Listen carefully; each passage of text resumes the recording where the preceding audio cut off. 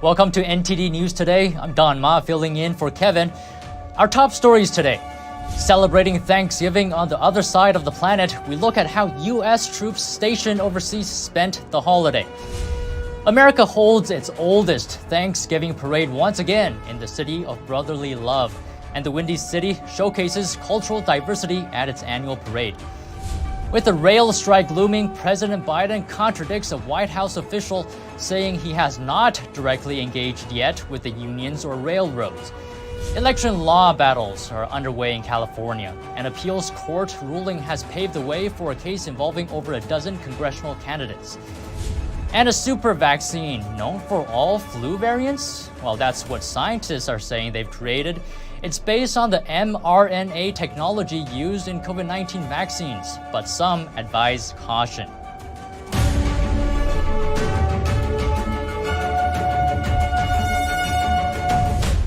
Not everyone can spend Thanksgiving at home with their families, but that doesn't stop our troops on the other side of the globe from celebrating the holiday.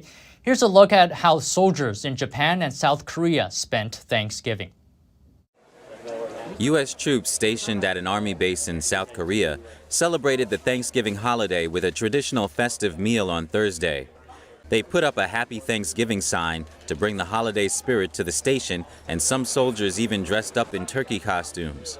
We're just giant turkeys. I guess they bought two of them just so we can represent the parting turkeys that the President of the United States would usually go ahead and let live on this grateful day. Senior U.S. Army officials served the traditional Thanksgiving feast of roast turkey, beef, lobster, mashed potatoes, stuffing, green beans, pumpkin, and cakes. The soldiers are based in Camp Casey, one of several U.S. Army bases near the demilitarized zone, close to North Korea's border. It gives them that taste of home, and it's an opportunity, for everybody to, break bread together, have the meal together, and then for us as leaders, it's a chance for our soldiers to see us as leaders serving them the meal. Almost 30,000 American troops are stationed in South Korea, which has the United States' third largest military presence outside the country. This is, for some, this is their first time being away from home, and so this is a great opportunity to essentially remind people that even though we're thousands of miles away from family and friends, there's still a family amongst each other here. At an Air Force base in Tokyo, U.S. Ambassador to Japan Rahm Emanuel served Thanksgiving lunch to American airmen. Similar to the base in South Korea, soldiers in Tokyo were also served with the Thanksgiving essentials: turkey, mashed potatoes, and more. Also on Thursday, President Biden and First Lady Jill Biden delivered pumpkin pies to firefighters at the Nantucket Fire Department. Biden and his family spent the holiday on the Massachusetts island. The president tweeted that he and his wife were honored to speak with women and men of our armed forces this afternoon. You gave up your seat at the Thanksgiving table to defend us, and we owe you a debt of gratitude. You're the best of America. The president also spent part of the day calling members of the military to thank them for their service. America's oldest Thanksgiving parade celebrates once again. NTD's Flinders Kinsley takes us to the city of brotherly love for the story. The Philadelphia Thanksgiving Parade has spectators packed along the Benjamin Franklin Parkway for over 3 hours of entertainment. It's a beautiful day in Philadelphia, amazing, the oldest parade in all of America, in one of the oldest cities in America. It's a beautiful thing, and this is real Philly love right here. Marching bands, floats, giant inflatables, youth choirs. Over the years, Philly has perfected the art of the parade. I always like the dancers since I teach dance, and I know there's going to be a few different groups here, so I'm excited to see. Love it! Abominable snowman flying in the sky. Super fun, beautiful. What's not to like? It's amazing. Yeah. There were some things with cars. I love old cars, so I got a lot of photos of them, and some were good with like kids and dogs in them and stuff. And it's all great. The music, the floats, they're all really good. The Thanksgiving Parade brings Philadelphia together and families closer. Usually I cook, but my granddaughters were in the parade, so we're visiting family instead. So I'm enjoying the parade, first time ever here. We gather all our family around and we think about all the things that we're grateful for. The parade is an opportunity to reflect on Thanksgiving and what Philadelphians can be thankful for. Just to be here, be able to have peace and quiet, and just everybody just get along for a while, you know. All the other crazy stuff that's going on out there, just remember it's all about people and getting along. We're family, friends, just being alive. Enjoying a parade like this is awesome. Mayor Jim Kenney shared his feelings about Thanksgiving outside the Mrna stall. Mrna is a charity that delivers meals, counsel, and hope to those in need. Thankful that they live in a country where you can have what you need, you can earn what you need, and that there's also opportunities to help people who are in need. And this is what groups like this do, and they do it well, and they've been doing it for years. This year marks the 103rd anniversary of the Philadelphia Thanksgiving Parade. Flinders Kingsley, NTD News. Chicago also celebrated the Thanksgiving holiday with a parade, and this one was the 88th annual parade the city has held. Participants and spectators enjoyed the festivities. NTD's Andrew Lamoy was there. Spirited marching bands, elaborate floats, and lively performances dazzled enthusiastic audiences in Chicago. The city's Thanksgiving parade celebrated the day with a diversity of talent and different cultures. The Falun Dafa group performed a peaceful Chinese meditation practice. Sharon Kolarski joined the parade to tell people about the practice. I want to tell people about Falun Dafa and how wonderful it is. Truth, compassion, forbearance. I'm just so happy to see all the smiling faces. You wave at people and they wave right back at you. Virginia Windsor is a member of the colorful Azalea Trail Maids from Mobile, Alabama. Azalea Trail Maids is an Alabama tradition of azalea planting dating back to the 1920s. Thanksgiving is such an amazing holiday, and I'm so glad that we get to spend it with everybody. We're all about bringing joy to other people's day. Laurel Ramos is proud to show his Mexican heritage. He performs rope tricks as part of the Ray of Hope Riders, a group performing Mexican side saddle drills and horse dancing. We show our culture, our traditions, our family heritage. It's a beautiful thing to show to the public. Spectators cheered on the performers as they paraded down State Street. After watching the Falun Dafa float passing by, Paul Mayers from Buffalo, New York said he felt positive energy. Positive energy, we love the music, and more of that type of music, because people feel the energy, they feel the good spirit, the good mood, and it makes everyone happy. Veronica Rebeloso danced along with her daughter's marching band from Texas. I like the different cultures and communities that are represented. This is awesome. Rosa Robolido from the Chicago suburbs visited with family and friends. And there's beautiful, excellent talent also of all the marching bands that are here. So it's been really great to see it. The celebration wouldn't be complete without attendees' holiday wishes. Happy holidays! Happy holidays! Happy holidays! Reporting by Angela Moy, NTD News, Chicago. And now on to the possible railroad strike. President Biden yesterday claimed he's not directly in touch with either side. But that contradicts what White House officials have said. NTD's Jessica Beatty has more. President Biden Thursday told reporters the talks are ongoing between railroads and unions. And because of that, he said he himself has not directly engaged with either side yet. But that contradicts what the White House press secretary said earlier this week. The president is indeed involved directly, but I don't want to get into details at this time, but he has been involved. He remains focused, again, on protecting America's families. Earlier this week, another union rejected a tentative agreement with freight railroads. The major sticking point is paid sick leave. Unions want it, but railroads refuse it, claiming unions agreed to skip it in order to get short-term disability benefits and higher pay. The latest union rejection ups the possibility of a nationwide rail strike that could seriously hit the economy ahead of the holidays. A new estimate puts the cost of a freight rail strike at $1 billion in its first week.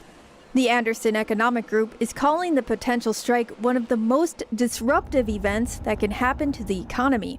Lost agricultural goods and food spoilage would quickly add to mounting losses. The Retail Industry Leaders Association is calling on policymakers to intervene to avoid an economic disaster. If no contract deal is reached, the 4 rail unions that voted against an agreement set a joint strike date of December 9th. Jessica Beatty, NTD News. Scientists have engineered an experimental super vaccine. They say it can fight every known strain of the flu. It employs the same technology used in COVID-19 shots. NTD's Daniel Monahan has the story. The vaccine hasn't been tested on people yet. Given in 2 shots, it uses the same mRNA technology that was pioneered in the COVID-19 shots from Pfizer and Moderna. It delivers instructions for cells to create replicas of proteins that appear on influenza viruses. Florida Governor Ron DeSantis recently addressed mRNA technology in regards to COVID vaccines. They lied to us about the mRNA shots. They said if you take it, you will not get COVID. That is false. The universal flu vaccine, if successful in human trials, would not necessarily prevent infection. The hope is that it would give people a baseline level of immunity and reduce deaths and hospitalizations. Unlike standard flu vaccines that deliver 1 or 2 versions of the proteins, the experimental vaccine includes 20 different types. Scientists hope the immune system would then recognize any flu virus it might encounter in the future. DeSantis warns against ideology affecting health policy and being placed over data and evidence. And then what happens is that they will say something like, okay, 6 weeks of masks will end COVID. So that's what they claim. It doesn't happen. And then what they'll do is they will kind of move the goalposts and say, well, only 95% wore it. So now scientists say a universal flu vaccine would not mean an end to flu season, but it would replace the guesswork that goes into developing annual shots. Meanwhile, an article published in the Washington Post on Wednesday reported that a majority of Americans dying from the coronavirus were vaccinated. It states that 58% of coronavirus deaths in August were people who were vaccinated or boosted. Daniel Monahan, NTD News. And now over to Georgia. The state's highest court ruled on Wednesday that Georgia can enforce a law banning abortion after 6 weeks of pregnancy. This, while the state appeals to lower court order striking it down. The Supreme Court of Georgia did not give a reason for its unanimous order. The state law, which originally took effect last summer, has been challenged by Planned Parenthood and other abortion access groups. Georgia passed a law banning abortion after a fetal heartbeat is detected, usually around 6 weeks, in 2019. The law was immediately blocked because of the U.S. Supreme Court's 1973 Roe v. Wade ruling. It was allowed to take effect shortly after the Supreme Court overturned Roe in June.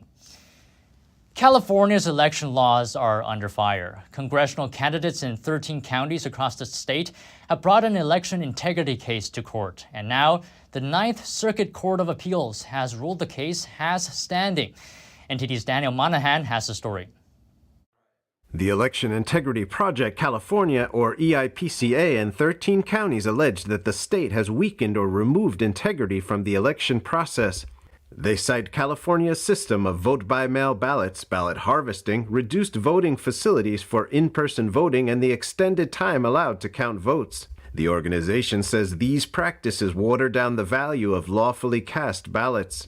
The lawsuit is against California Secretary of State Shirley Weber, Governor Gavin Newsom, and Attorney General Rob Bonta, as well as the registrars of voters in the 13 counties including Los Angeles, Orange, and Riverside. The U.S. Constitution gives state legislators the authority to manage elections and process ballots. But the Federal Appeals Court ruled that the case can move forward, meaning California's practices may be violating the Constitution in other ways. The suit alleges that over the last decade, California has passed laws and regulations that have led to massive irregularities. It states that this culminated in the 2020 election when Governor Newsom authorized mailing a ballot to all active registrants on the voter rolls, and signature verification requirements were also gutted. EIPCA received over 700 affidavits signed from trained observers. They consistently reported election workers not adequately verifying signatures and in some cases counting ballots without signatures. In the next step, both sides will share information with each other to prepare for trial, and the plaintiffs can look into the scope of the irregularities. That means they can ask questions and actually audit the counties and the ballots. If the case is successful, California will be required to enforce secure and uniform vote casting and vote counting procedures. It could also set a precedent for legal challenges in other states. EIPCA states the case is not a partisan issue but a constitutional one that has affected many candidates in more than one election. Daniel Monahan, NTD News. Coming up, a paramedic in Canada treats a girl fatally injured in a car crash, only to find out that she's her own daughter. And Native American tribes are reviving a significant part of history, the bison herds. More in just a moment here on NTD News Today.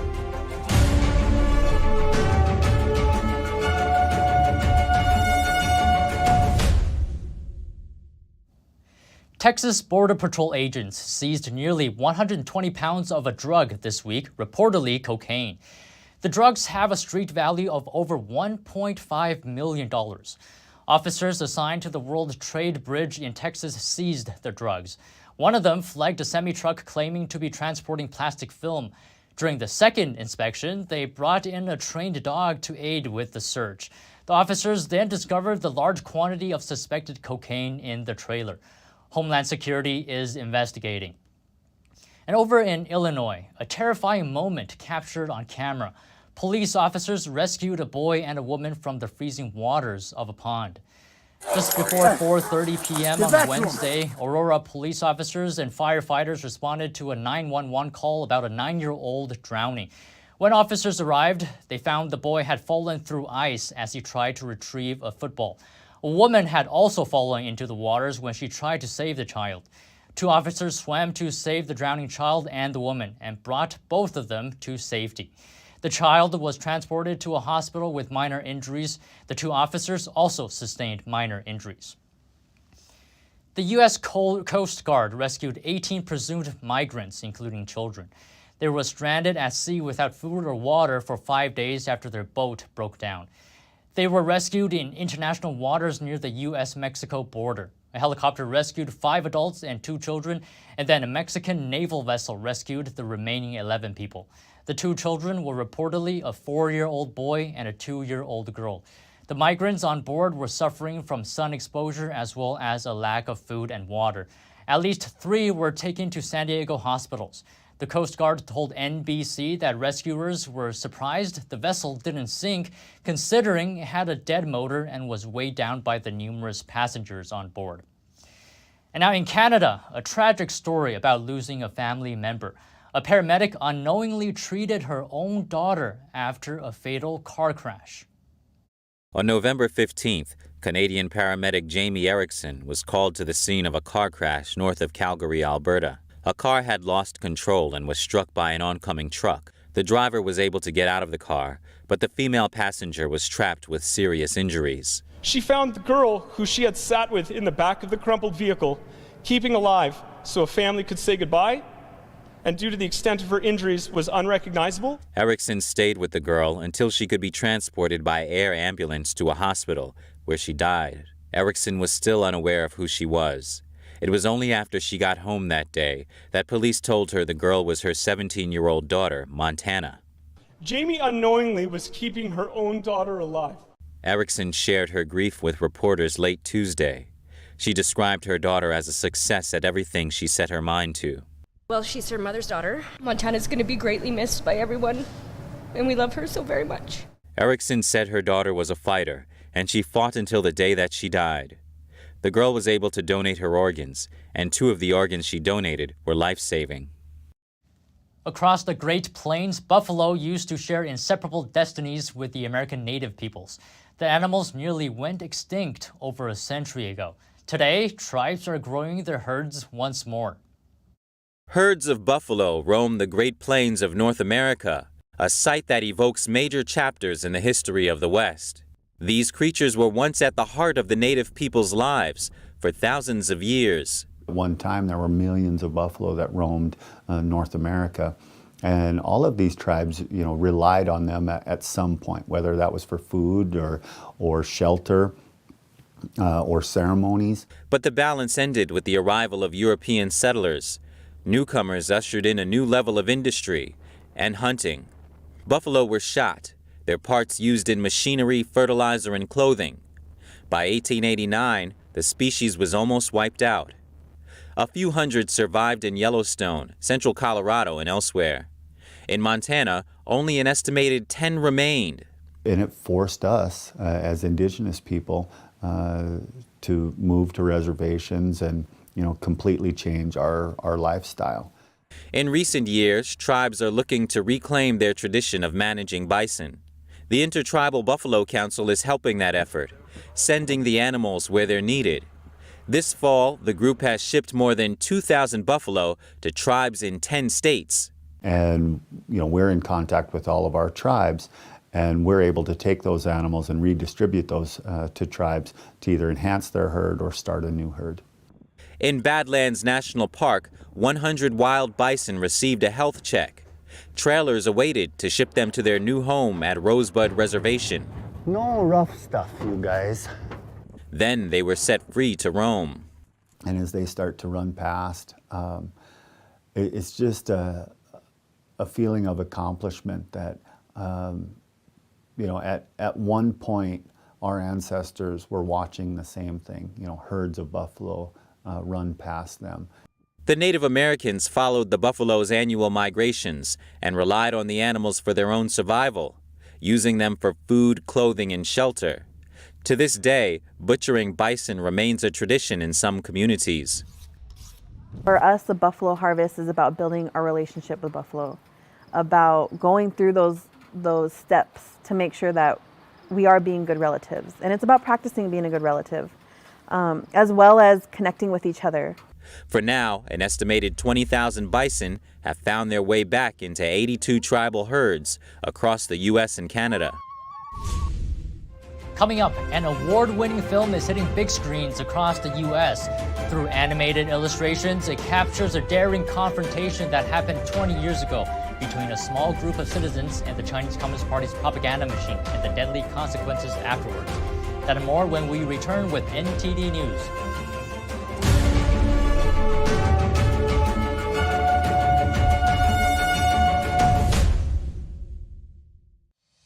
We're entering an unprecedented period of economic turmoil. The economy is unstable, our government is in shambles, and the global war on energy has created a domestic crisis. Americans need a way to protect their financial future. One way to ensure your wealth in retirement is by purchasing physical gold and silver. We can help. You can roll any part of your retirement account into a gold or silver IRA. Better yet, you can open a gold or silver IRA in 5 minutes or less using our online application. Preserving your family's financial legacy is a choice that's always available to you. And when you're ready, we're here to help. Call us and speak to one of our IRA professionals. Let's build your financial legacy together. GSI Exchange, wealth for generations to come.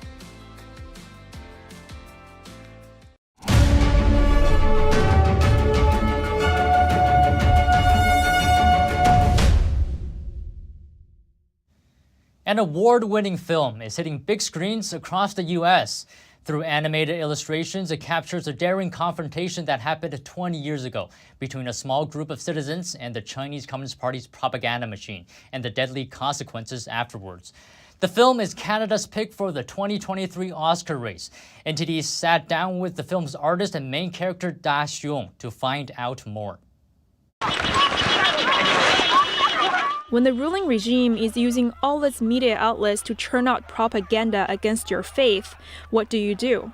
This is the question that an award-winning film is bringing to life in theaters across the U.S. Called Eternal Spring, it captures a true event from 20 years ago in China. That's when a group of spiritual practitioners hacked into China's state-controlled television network to counter the communist regime's propaganda against their spiritual practice, Falun Gong.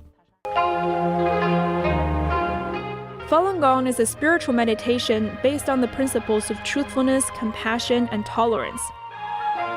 In the 90s, about 1 in every 13 Chinese people practiced it. But millions of them were thrown into prison and tortured after the regime launched a nationwide persecution campaign. On top of that, the regime blanketed China with hate propaganda against the practice. From national to local TV, hate-filled attacks against Falun Gong were on air 24 hours a day. The TV hijacking event took place under this context. And the film tells the story through the lens of Da Xiong, a Falun Gong practitioner who witnessed it. Afterwards, my instinct told me that danger might be around the corner, that police raids may come tomorrow, and that's what happened. Police raided the entire city, a population of over 9 million. A lot of practitioners were forced to flee their homes. Many practitioners were arrested. Their homes were searched. Police arrested over 4,000 practitioners. 我当时在那个插播之后，他们跟着我，所以我觉得也是我们该离开的时候了。我们唯一的诉求就是要通过一种方式讲述一种真相。任其迫害，大家谁也不说话。他杀人放火了，那你是人吗？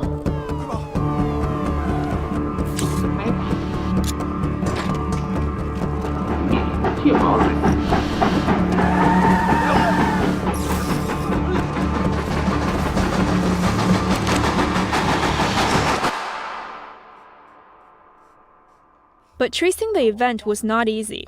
Of the hijacking's core participants, 6 have died at the hands of Chinese police. Of those who are still alive, the main ones were in prison. We couldn't get any information from them. A breakthrough came in 2017 after a survivor made out of China, following 10 years in prison. We were only able to sort out the stories after we found a key participant, Jin Xuezhe. The film was 6 years in the making, and the hand-drawn illustrations alone took over 2 years. But for him, that wasn't the hard part. You have to recall the memories, those unhappy memories, painful memories while in China. It's like a scar has already healed, but you have to cut it open again and feel what it's like to be painful. But he says his own feelings aren't important. Because most of the people that were involved in the TV hijacking event have died. Their families fell apart. What they went through is far more cruel than what I've been through. I have a sense of mission. It's like as if I'm finishing what they have not completed. And to tell the truth to the world, this is what kept me going. He noted tapping into state-controlled TV network proves no easy task, and the participants knew the risks and consequences. If the police arrests don't come today, they could come tomorrow. So why did they do it? Those practitioners want to clarify the truth about Falun Gong and let the Chinese people know that they have a right to choose to know the truth. This is very important. No one wants prison terms. We all have families. We all have comforts in life that are hard to let go of. But since they chose to do this, that means they know the significance of doing this was bigger than their own personal feelings. He added, it also comes down to having great love for the country. The movie also talked about the idea of what is love. It's to have the courage to carry on the traditional values of this nation. This is the biggest love for the country, instead of staying numb and silent. But this comes down to individuals' choices. Not everyone can do something like this. Da-xiong explained the film also gives a different big picture about China. It showcases the deep influence that Falun Gong had left on the Chinese society. Also, how Falun Gong practitioners think about things. Why did they want to do this TV hijacking event? They have persisted against Beijing's persecution for 23 years. The film is Canada's pick for the 2023 Oscar race. It will contest for Best International Feature. Meanwhile, the film is hitting big screens across the U.S., including New York, Los Angeles, and Washington, D.C. It also has upcoming releases in the U.K., Canada, and Australia. And if you have any news tips or feedback for the show, don't hesitate to email us at news.today@ntd.com. The Eastern European weapons industry is thriving as the war in Ukraine continues. Weapons are being produced at levels similar to the Soviet era. And Russia relaunches a car brand not seen in decades. It comes after French carmaker Renault abandoned its Russian factory. More shortly here on NTD News Today.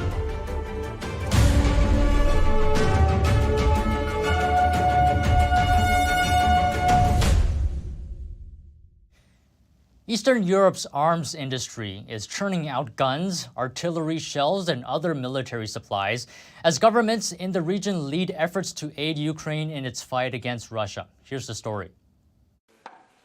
The war in Ukraine has taken a toll on Europe's economy, but one sector is quietly humming. Arms makers in Eastern Europe are churning out weapons and ammunition at a pace not seen since the Cold War. Many governments in the region are still wary of their old Soviet master Russia and keen to help Kyiv resist. Arms firms are seizing the opportunity. Poland's state-owned PGZ makes everything from drones to armoured vehicles. Boss Sebastian Chwałek says it's almost doubling its investment plans over the next decade.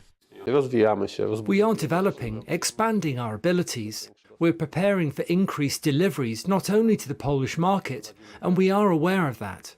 We are in many discussions with potential customers from third countries who would like to equip their armies with Polish equipment.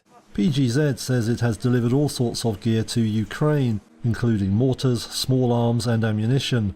It expects 2022 revenues to beat a pre-war target of almost $1.5 billion. There's a similar story in the Czech Republic. The country has supplied about $2.1 billion of weapons to Ukraine, and arms exports are on track to hit their highest since 1989. That's according to Deputy Defence Minister Thomas Kopechny. For the Czech defense industry, the conflict in Ukraine and the assistance the industry provides to the defenders is clearly a boost that we have not seen in the last 30 years. It is not only that this year will be an absolute record in the export of military material, but it is also about quality. It's about the fact that historically we can get access to technology, to a partnership with one of the world's largest arms industries, and that's a huge opportunity. Eastern Europe's arms industry first boomed under communism, churning out weapons for the Soviet bloc. War in Ukraine has the factories busy again, but no longer in service to the Kremlin. And staying in Eastern Europe, after a 2-decade hiatus, Russia on Wednesday launched production of the Moskvich car brand. It's being built at a plant near Moscow given up by French car maker Renault, and it has a new, modern design. It looks like a Chinese car with Chinese labeled parts and stickers of Chinese car maker JAC everywhere. But it really isn't made in China, which is exactly what the recently revived Soviet-era brand Moskvich wants consumers in Russia to believe. After a 2-decade hiatus, the carmaker marked its return with the new Moskvich 3, rolling off the floor of a former Renault plant near Moscow, a factory that Renault sold as it left the country in response to Russia's invasion of Ukraine. The car goes on sale in Russia next month. Everybody thinks that we only glued our logo on the cars here, but that's not the case. We have an external partner. We have KAMAZ as an external partner, and we have a long-distance partner we are working with and whom we're getting components from. We are not naming that partner. There's no prizes for guessing who. In fact, the Moskvich 3 looks identical to the Sehol X4 compact crossover made by China's JAC. A standout feature is that it has an anti-braking system. A component usually found in all new cars elsewhere in the world. Russian carmakers have had to remove it from their cars because of Western sanctions in response to Russia's military campaign in Ukraine. The new, modern Chinese design is a far cry from the basic hatchbacks or 3-box saloons the brand was once known for. Renault sold its brand and the factory Moscow will use to build these cars for ₹1 each as it left. The Russian government now aims to produce just 100,000 Moskvich vehicles a year, some which will be electric. For comparison, Tesla makes 1/5 that number in a week at its Shanghai plant. With just 600 Moskvich 3s slated for production this year, the new model is unlikely to dislodge the gloomy outlook for the country's auto industry, whose annual sales could end the year below 1 million vehicles for the first time in Russia's modern history. And adding to the woes, another car maker pulls out of Russia. Japan's Nissan is taking its name off a car plant in St. Petersburg. That's after the company's assets in Russia were nationalized. A crane lowered the giant red letters spelling automaker's name off the building. Nissan's pullout would cost the company over $680 million. The company halted production at its St. Petersburg plant in March. It later sold all its Russian business to a Moscow-based automotive institute at a price of only about $1, though the company reserves the right to buy it back within 6 years. Nissan said this week that the sale is now complete. This isn't the only Japanese automaker, though, to end its operations in the Russian market. Toyota made the same decision back in September. A French Christmas market opens and showcases exquisite holiday foods. The market is located right next to France's famous Louvre Art Museum. Some Black Friday discounts are misleading shoppers. Often the same item is less expensive other times of the year.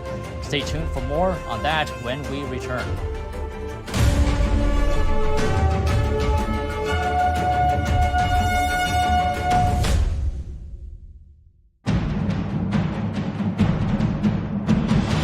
A performance that truly matters for each and every one of us.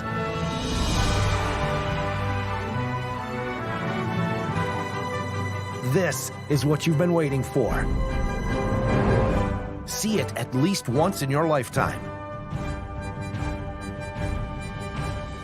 Get tickets now at shenyun.com. Freedom is not free, and neither is the truth.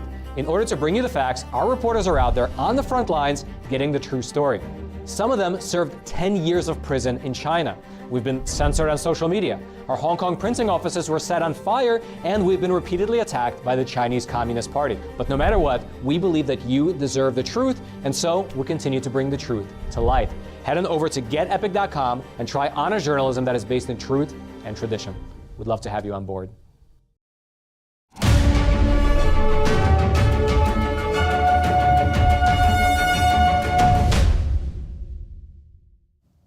And Christmas celebrations have officially kicked off in Germany. Chancellor Olaf Scholz received this year's Christmas tree in Berlin. The ceremony was accompanied by a children's choir singing traditional Christmas songs.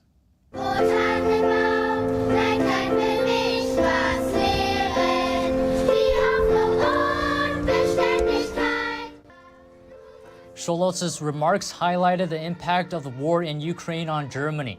The Chancellor noted the government's efforts to combat the energy crisis, stressing the nation's unity to weather the storm. He also welcomed Ukrainians seeking asylum in the country. Singing carols in the run-up to the Christmas is a centuries-old tradition in Germany, either at a local church or at home by the Christmas tree. The oldest songs date back to the 11th century. Christmas markets are opening in Paris. While there, you will find hot wine, an enormous array of cheese, and lots of Christmas shopping. Our France correspondent David Vevez went there to seek some festive cheer. It's considered the most popular Christmas market in the French capital. The opening of Tuileries Garden Christmas Market, located next to the Louvre Museum, is marked by a return of tourists after 2 years of pandemic. The market's alleys are filled with flavors of sausage, onion, soup, and hot mulled wine. I love it. I love Christmas markets. It's just opened yesterday, so it's nice to come visit. I think we come for the food, all the sweet stuff, and the churros. It's really good. Gourmets can find here signature Christmas dishes. We have here the Christmas hamburger with foie gras, fried onions, and a fig. These are heartwarming dishes, served with a smile. We're happy to be here. It's party time. Raclette, fondue, aligot. It's impossible for food lovers not to taste some famous winter cheeses. There are certain cheeses that are eaten more in winter, such as raclette and reblochon. But otherwise, cheese is eaten in France all year round. Raclette is a soft cheese that melts quickly and is a great treat in winter. Actually, I tasted the aglio. How is it called? Aligot. Aligot. That's like mashed potatoes with garlic and onions and cheese. That was good. Aligot! This dish from southwestern France can be found at this vendor stand. So the aligot dish, there is butter, cream, water, cheese. And here it is, ready in 4 minutes. The market is also a chance to shop for artisan gifts. It's a mold-making workshop, so I display bas-relief sculptures. My specialty is the imitation of materials such as wood and stone. and I am inspired by Art Nouveau. This glass blower says the return of tourists is great news for local craftsmen. It's a great atmosphere. It allows us to showcase our expertise, a profession of 37 years. I learned this trade myself, and for the last 10 years, I've been sharing it in the capital. We have the pleasure of being here and meeting people from all over the world. The Tuileries Garden Christmas market will run until the first week of January. David Vives, NTD News, Paris. And a new study from the UK, just 1 in 7 Black Friday deals offer a genuine discount. And the vast majority of offers are the same price or cheaper at different times of the year. That's according to consumer group Which. Overhyped and underwhelming deals may mislead people into spending more, a sensitive point for many during the cost of living crisis. NTD's Malcolm Hudson spoke to shoppers in London to hear their thoughts. The lead up to Christmas is a time when families are buying gifts, and especially amidst the cost of living crisis, people will be wanting to save where they can. But consumer group Which has warned that Black Friday is rarely the cheapest time to shop. They analysed over 200 deals and found that most Black Friday offers do not offer genuine discounts. Which looked at 7 major retailers, including Amazon, Currys, John Lewis and Argos. They found that only 1 in 7 deals they analysed last year offered a genuine discount. Out of the deals, 98% were cheaper or the same price at other times in the year. None were cheaper on Black Friday alone. Shoppers in London shared their thoughts.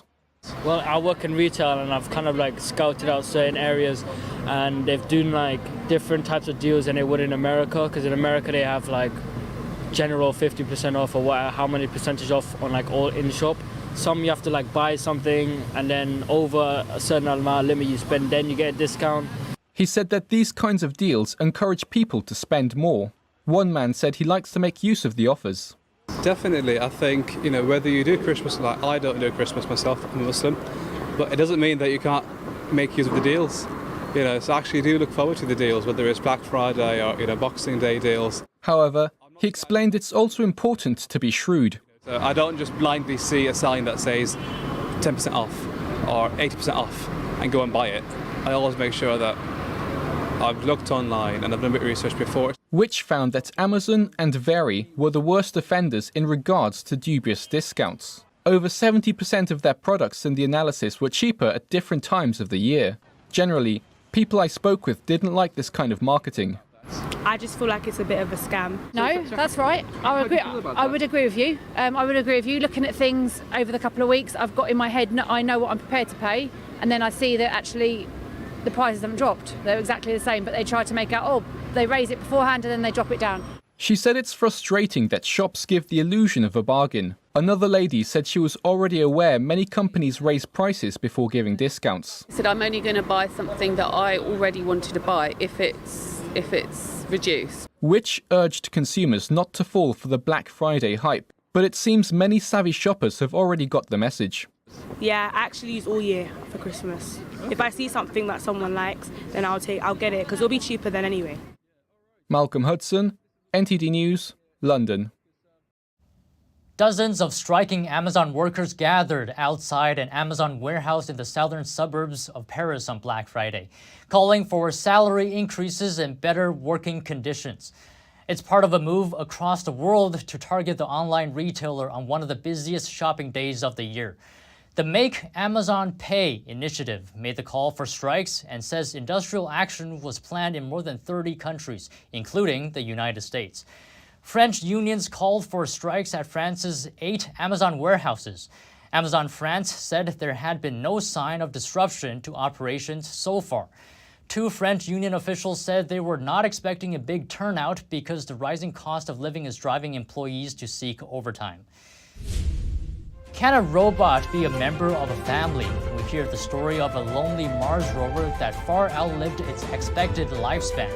Its last words drew tears from filmmakers. We'll bring you that and more on NTD News Today.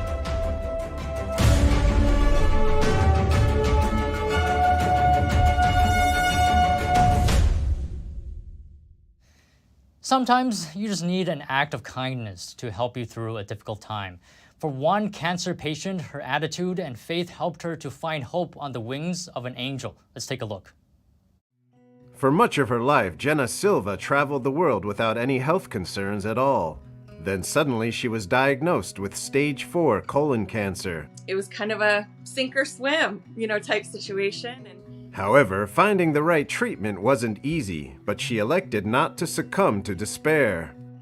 I really believe our health is really closely connected with our attitude. And I believe that God is walking this with me, and that's a huge part. I cannot do it without Him and without the support of the people around me and things like that. So I'm very, very blessed. Her positive attitude and trust in God brought her to a solution. You could say a solution from the angels. My aunt, my dad's sister, was also getting treatment up at this place in Seattle. So she originally told me she, was introduced to Angel Flight and had been getting back and forth from Central Oregon up there as well. My aunt has been so blessed by that and has been able to do the treatments. And she actually has a clean bill of health because of it. Angel Flight West is a non-profit organization that provides free flights for patients who need transportation to their medical appointments. Together with volunteer pilots and some commercial flights, Angel Flight West is able to help people such as Jenna get to their treatments. Trevor Moody is a pilot based in Seattle. In preparation for this, I was going through some letters I keep, and I got, I don't know if you can see that, but one little girl, 11-year-old, sent me a thank you note after a trip. Trevor has a love for flying and a heart for helping people. Just a few years after he got his license, he joined the organization as a volunteer. As a medical engineer and a cancer survivor himself, he knew the challenges a lot of patients face. For him, it's making the impossible possible. A few years ago, I was flying a retired veteran from Idaho, so in the mountains of Idaho. He was traveling to Seattle for cancer treatment. A few months later, I got a letter from him, and it was really saying that, look, most important, I'm in remission, or this is him speaking, I'm in remission from cancer now, so I'm cured effectively, and I really want to let you guys know that if Angel Flight hadn't been available, I'm pretty sure I wouldn't have gone for the treatment. He made around 93 trips in the years of volunteering, and now he is flying Jenna to her treatments. What keeps him going? The fact I can give back and help with that is immensely satisfying. And that's the kindness these patients need. And my experiences with them is that I'm coming in contact with so many people that are just so compassionate, and they just want to help people. And when you come in contact with people like that, it just lifts and encourages us so much. Ivan Martinez has been working for Angel Flight West for about 10 years. Incredibly inspired every day and humbled by the stories that I hear from our pilots and our patients. His goal is to let people who struggle know this service exists and that it's free. Our hope is to remove that barrier that many Americans face. Transportation is the biggest barrier to healthcare, next to cost. All of the flights are all provided by volunteers who just give up their hearts and their resources, and I'm just incredibly thankful for our volunteers. And for Jenna, she felt the compassion from these volunteers. I can sit and, just kind of sulk and feel sorry for myself and be depressed and be scared and be fearful, or I can make the decision and the choice to be positive and to open my eyes and look around me at all of these incredible things and people that are extending their hands and hearts and compassion to us, and their financial help and all these things that they do, and all of that stuff. It makes you so grateful. And you just, the attitude part is a huge, huge part of our journey, our health journey as well. I have a lot of hope and, a lot of faith that it's going to be a good report, and that the treatments that I'm getting up in Seattle are working. So that's where I'm going to stay right here, is just very hopeful and thankful and that kind of thing. Next, we dive into the documentary about the mission of the Mars Exploration Rover. This one might be a tearjerker though, so be prepared. Yeah, it's only a robot, but she becomes a family member. My battery is low and it's getting dark. That was the last message from Mars rover Opportunity, or OPI, and it went viral on social media. I assumed that scientists and engineers would be very academic and very unemotional and probably detached, and that might be an uphill battle for us when we're trying to tell the story through human voices, and I was totally wrong. Once we met the human being characters, it was an embarrassment of riches. OPI was only supposed to last 90 Martian days, but it survived over 14 years. The mission director, Ryan White, tells of how the news affected them. It's funny because I promise you we were not having conversations in the edit room on how we would make people cry. And it is kind of the shocking sort of resounding response to this film seems to be people coming up to me like sheepishly with their hand over their mouth saying I cried about a robot. The documentary, Good Night, OPI, follows the NASA launch back in 2003. OPI sent its last message on June 10th, 2018. Industrial Light and Magic created all those scenes. It's all based on hundreds of thousands of photographs, and that's why it's photoreal, is because NASA gave us exactly what it looked like on a particular day. So if Opportunity's getting stuck in sand, we know exactly what that looked like from all 9 of her cameras and from the orbiters above Mars shooting down. Both rovers, OPI and Spirit, are solar-powered, and they look uncannily like Pixar Studios' WALL-E. I do know that NASA is very careful to remind people that Spirit and Opportunity came first, because there's been a lot written like, oh, these robots look just like WALL-E. Maybe NASA did that. And, these robots launched in 2003. I think WALL-E came out like 2007 or something. White added there is just something so emotional about a little lonely robot on a planet. These are people that are living day to day, getting to do the things that we all dreamed about doing as kids. And that's their actual daily work. And it's not just work to them. It's their life. It's their daughter on Mars, as a lot of them see her. So I think there's also something about that connection. Good Night, OPI is in some U.S. cinemas right now and was launched on Amazon's streaming service on Wednesday. During the World Cup, Japanese soccer fans are being praised for cleaning up the trash in the stadium. This was after Japan defeated Germany on Wednesday. During the match, Japan made a historic 2-1 victory over 4-time World Cup champions Germany for the first time. The FIFA World Cup posted a video on Twitter of Japanese fans packing trash into plastic bags before they left the stadium after the game. The video has since gone viral, and many are praising their efforts to keep the stadium clean. In another Twitter post, FIFA thanked the Japanese players for cleaning and tidying up their changing room after the game. Videos on social media also showed Japanese fans celebrating on the streets of Tokyo after the match. And have you noticed that when you're concentrating or stressed out, you breathe faster? How does the mechanics of breathing affect us? Here's NTD's Gina Marie, who brings us Strong Mind and Body.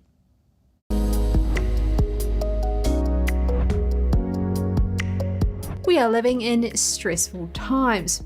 And on top of that, our lives are getting busier with distractions on all fronts. So perhaps it's time to pay attention to our breathing. Today we are going to learn more about the benefits of doing it correctly. Jack Feldman is an internationally recognized world expert on breathing. He is a professor of neurobiology at the University of California and explains the process. When inhaling, we take oxygen into the lungs. This is used for the body's metabolic processes. We produce carbon dioxide, which needs eliminating. If this doesn't occur, that carbon dioxide can affect the pH levels in the blood. The body needs to regulate pH levels because all living cells are very sensitive to this balance. So our bodies and brain need a constant supply of oxygen in circulation. Fortunately, practices like yoga and meditation have become more popular in recent decades. Scientists studying this have contributed to a growing body of evidence. It shows breathing techniques improve various health concerns, from anxiety to insomnia. Using the breath to heal illnesses, boost health, and aid in spiritual pursuits isn't new. It goes back millennia to cultures the world over. Perhaps India's yoga breathing is best known with a history of over 3,000 years. The word prana translates as the breath of life. Pranayama, using control, can alter your breathing to achieve health and well-being. It's very similar to Chinese medicine's version known as qi, or life force, or vital energy. These cultures respect the mechanics of breathing correctly. Deep, slow breathing from the diaphragm is an ancient practice in Chinese medicine and Eastern religions such as Buddhism and Taoism. And over in Canada, an unusual chase captured on camera. A video uploaded to social media shows police chasing down an escaped ostrich through the streets of Taber, Alberta. Oh my gosh, this is the first time I've ever seen this. Police posted an alert on social media that about 20 ostriches escaped their enclosure on Thursday morning. They created, quote, traffic hazards. Officers from local and federal forces helped the owner recapture his flock. According to local media, police captured most of the escaped birds by midday and gave them back to their owner. One ostrich was unfortunately hit by a car on the road and killed. Police said they are used to reports of loose cattle and horses, but they, quote, did not anticipate chasing ostriches during that shift. And that's all for today's program. We're really glad to have you with us. I'm Don Ma, NTD News, New York.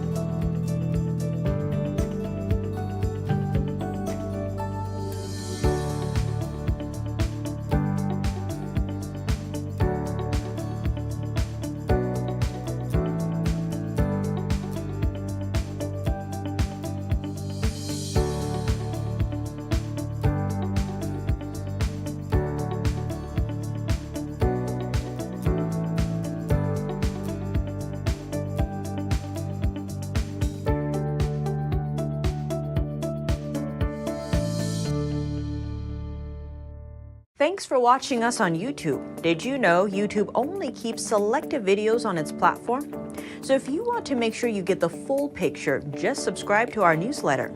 Go to newsletter.ntd.com and sign up. It's free.